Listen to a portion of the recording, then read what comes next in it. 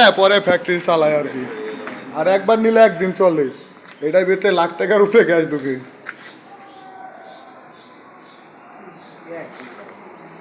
এই যে যে ওয়ারিংটা করছে 1 ফিট পাইবে দাম 350।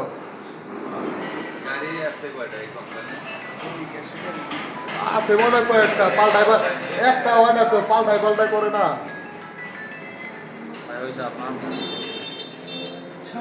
ভাই দিন ভরে ভিতরে আছি আমরা। আচ্ছা ভাই রনি ভাই হ্যাঁ হ্যাঁ ওইভাবে আচ্ছা যখন হলো কাজ করবে আচ্ছা ঠিক আছে ঠিক আছে।